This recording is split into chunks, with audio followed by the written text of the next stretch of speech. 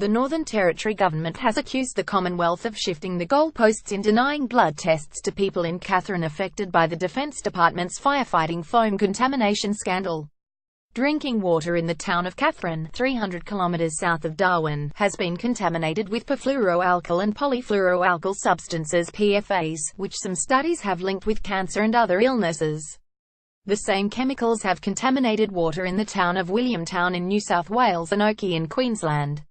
People here feel like they're being treated as second-class citizens, said Sandra Nelson, the member for Katherine in the NT Parliament.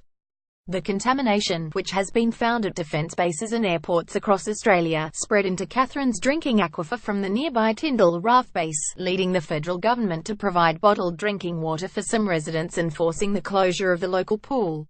In both Williamtown and Oakey, the federal government provided voluntary blood testing for residents affected by the contamination, but in Katherine, Defence has so far refused multiple requests for the same treatment.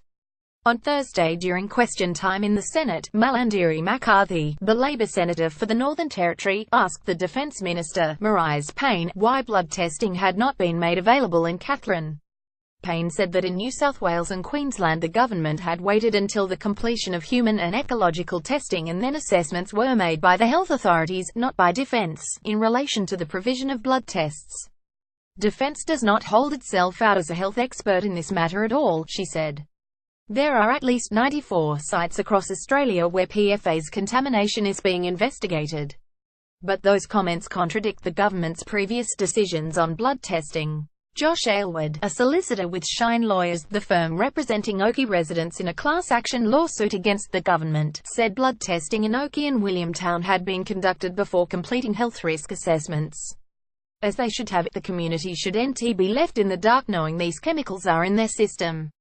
It's ridiculous, he said. In Williamtown, the Defence Department initially resisted blood testing based on advice from the New South Wales Health Department, which still maintains that testing has no current value in either diagnosis, treatment or prognosis.